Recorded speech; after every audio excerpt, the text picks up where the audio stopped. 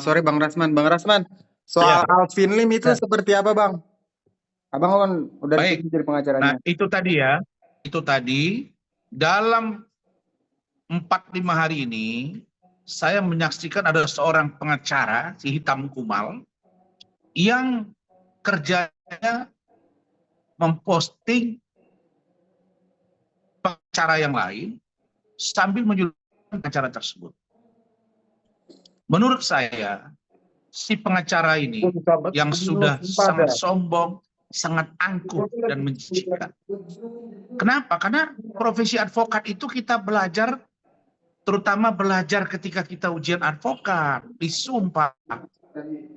Kita nggak pernah itu diberitahu bahwa salah satu poin kalau Anda kaya, terus Anda mobil mewah, terus Anda tunjukkan ke publik dengan pongahnya. Nggak ada. Kita tetap menyentuh pada aspek nurani. Ada tanggung jawab moral yang tidak bisa kita lepaskan.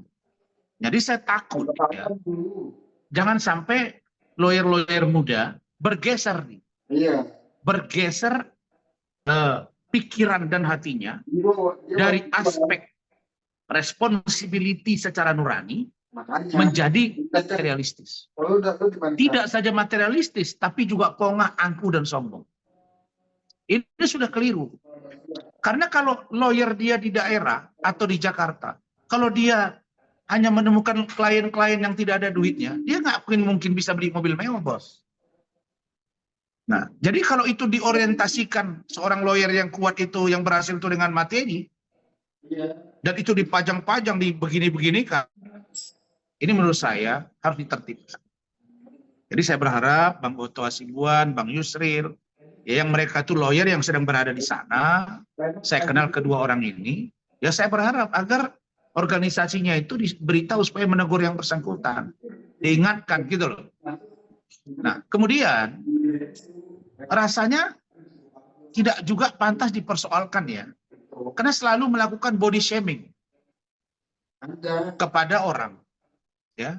Saya dibilang si botak lah, dia yang merasa dia paling ganteng lah, ya. Kemudian bilang ada seorang pengacara yang giginya kuning lah, dan lain sebagainya, punya harta sekian lah. Ternyata belum triliun juga harta dia. Waktu saya dengar penjelasan dia, ratusan miliar, ini nggak ada, nggak sampai triliun. Nah, saya melihat bahwa adapun harta, adapun nama yang kita dapat sekarang, juga ada harta dikasih Allah. Mudah-mudahan Allah memberi rezeki tambah pada saya. Mudah-mudahan Allah melindungi saya. Saya juga punya nama dikasih Allah, mudah-mudahan Allah tetap memuliakan saya. Tapi saya kira bukan untuk kita pamer-pamerkan. Nah, jadi ini sudah bergeser gitu loh. Nah, tapi saya lihat bahwa terhadap Alvin Lim, si pengacara ini, kalau dia membahas Alvin Lim, dia sebut nama saya. Kalau dia bahas saya, dia sebut Alvin Lim. Sedangkan Bung Alvin Lim ini rekan kita, ini saudara saya. Ya, rekan kita Alvin Lim ini, atau saudara Alvin Lim ini, atau Bapak Alvin Lim ini, adalah rekan sesama advokat. Dan saya memang bersahabat dengan dia. Jadi kalau saudara Alvin Lim, kemudian saya disenggol-senggol, lalu kemudian kami menjadi berkomplot untuk menyerang dia. Enggak. Sendiri saja saudara Alvin Lim menghadapi dia bisa kok. Saya juga sendiri menghadapi dia bisa kok. Tapi dalam persoalan ini mungkin kami satu pikiran. Nah, ketika terjadi diskusi, akhirnya Pak Alvin bilang ke saya, udah Bang Rasman, saya minta Bang Rasman bantu saya untuk menjadi kuasa hukum dari satu laporan dari putri Pak Alvin Lim, Ananda Kate Victoria Lim, yang diwakili oleh istrinya Pak Alvin, atau saudara Alvin, yaitu Ibu Fiorucci Pangkaraya. Nah, karena dulu kalian sudah tahu semua, dulu saudara Hotman Paris pernah dilaporkan di Barreskrim Mabes Polri. Itu yang sampai di Jakarta, saya akan datang ke Mabes Polri mempertanyakan perkembangan kasus ini. Yang kedua, saya ditunjuk juga menjadi kuasa hukum dari Pak Alvin Lim atau rekan kita saudara Alvin Lim terkait dengan laporan adik saya Herwanto. Nah, dan baik Pak Alvin Lim sebagai terlapor maupun Pak Alvin Lim sebagai pelapor. Tapi sebagai seorang lawyer yang profesional dan mengedepankan pendekatan persuasif dan persahabatan, kekerabatan, saya sudah menghubungi Adinda Herwanto. Saya telepon, saya bilang, Adinda, kita duduk ya. Nah, karena saya tidak mau kita sesama lawyer nih berantem dan ada pengacara yang senang. Kalau lawyer dilaporkan, senang dia. Si hitam kumal itu. Dia senang. Padahal dia tahu pengacara itu udah hak imunitas. Ini orang berbahaya menurut saya. Jadi saya bilang jangan sampai kita kejebak ya, Dinda. Nah, jadi kita duduk ya. Oke Bang, nggak masalah. Tapi bilang sama Saudara Alvin Lim, jangan serang-serang pribadi saya. Oke, saya paham. Saya bilang. Nah, jadi sekarang saya lagi melakukan komunikasi agar semuanya baik-baik saja. Nah, begitu juga dengan Bang Irjen Pol Riki Sitohang, abang saya, abang kita semua. Juga saya telepon. Bang, izin saya ini begini dengan Pak Alvin. Oke, Dinda, nggak masalah. Yang penting saya jangan diserang pribadi. Kita fokus kepada aspek hukumnya saja. Nah, tapi yang satu lagi kita prihatin, ada pengacara yang senang. Nah, misalnya Tony sekarang, lagi sidang tuh, dia pengacara, pakai baju toga. Dipersoalkan. Dan dia senang. Ada pengacara di sidang, ada pengacara, dia dikumpulinya semua. Padahal hak imunitas itu ada, makanya orang menunggu.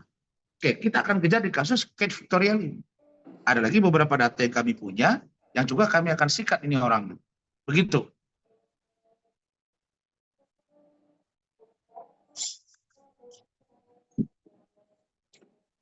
Silakan.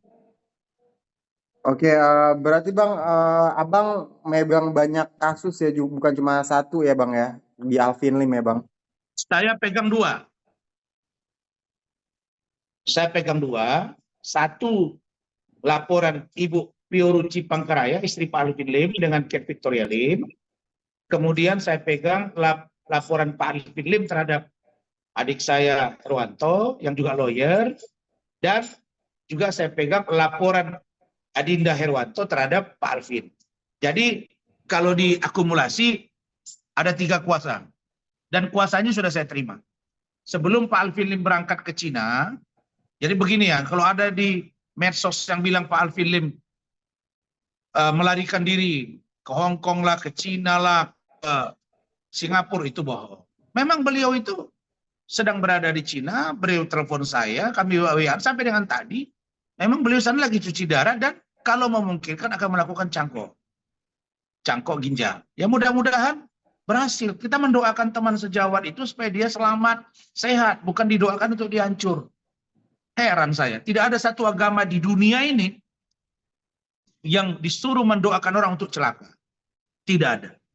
Saya baca Injil, saya baca Quran, saya juga baca Tripitaka, Weda.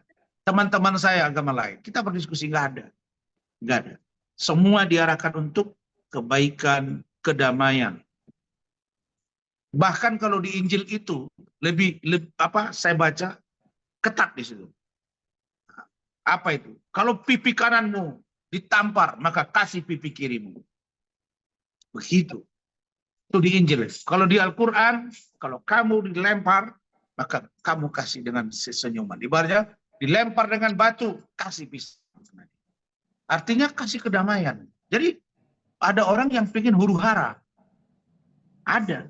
Saya lihat begitu. Ada pengacara yang ingin huru hara, tapi mau bilang dia sukses. Nah, jadi kalau dibilang itu banyak pengacara yang sukses. Terus ada juga seorang pengacara yang bilang itu terpidana, itu rekamnya begitulah. Saya jadi ketawa. 2024 tim hukum Bapak Prabowo Gibran itu, di situ ada Bapak O.C. Kaligis, mantan terpidana kasus di KPK. Berarti dia merendahkan itu. 2014 saya juga ikut di timnya Pak Prabowo Hatta. 2019 saya di timnya Pak Jokowi Ma'ruf. Jadi itu di komen-komen. Untuk apa? Makanya secara tidak langsung orang akan mentertawakan dia. Nah terus kalau Bang Otto dia banyak harta juga, dia jadi wakil menteri koordinator, Bang Yusril jadi Menko, dia jadi apa?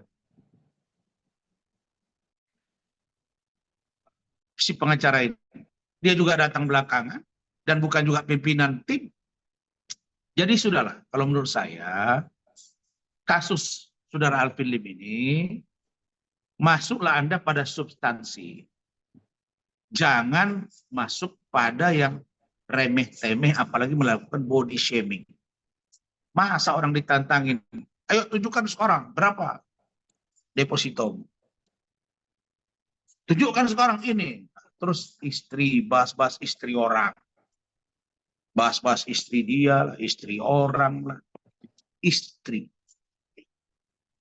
Ya, saya kalau saya jejerkan istri saya dan mantan istri saya, kaget dia nanti. Yang istri itu yang punya kita. Ya. Kalau yang istri atau pernah menjadi istri, mantan istri, pernah istri kita, pernah bersama dengan kita, itulah yang pernah milik kita. Nah, tapi kalau kita tidak menikah, terus kita berselingkuh sama dia, itu milik kita. Nah, dan si pengacara itu, dia seorang Nasrani, setahu saya tidak boleh punya istri lebih dari satu. Karena yang dipertemukan Tuhan tidak boleh dipisahkan manusia kecuali maut. Tapi dia mengakui ada hubungan dengan seorang perempuan, artis yang ya sudah berumur. Dan itu harusnya memalukan dia sendiri. RT lagi, dilaporin lagi. Dan akhirnya berdamai. Jadi menurut saya, bahasa moral, tidak usah, urus moral. Saya urus moral saya. Urus keluarga, saya urus keluarga saya. Biarkan Pak Alvin Lim mengurus istrinya. Biarkan Pak Alvin mengurus kliennya. Kenapa kau ikut-ikut campur? Jadi orang ketawa dan orang geli. Nah di saya, jujur saya memang menunggu dengan pelapor yang nantinya akan tersaji di ruang persidangan. Saya menunggu itu. Jadi teman media semua ya ikuti saja dan kita happy-happy saja. Mungkin dia pusing di saya. Dari Jakarta, saya pergi ke Medan, saya ke Batam, saya kerja. Saya nggak hidup saya begini. Habis saya kerja, istirahat sebentar, saya mandi, kemudian saya sholat, baru saya keluar. Inilah dia faktanya. Memang saya habis kerja kalau saya habis mandi, saya ganti sarung, kalau saya nggak keluar lagi kemana-mana, saya makan, ya kita berpenampilan begini. Ada pecinya, gitu. Nah, kalau nanti saya di luar, ya saya pakai baju formal, kalau perlu formal, kalau enggak saya dengan gaya, ya katakanlah zaman sekarang ada t-shirt dan lain-lain. Itu tergantung suasana saja. Karena kita nggak pernah memframe diri kita dengan kemunafikan. Begitu. Oke. Eki. Oke, siap. Terima kasih Bang Rasman penjelasannya, Bang. Thank you.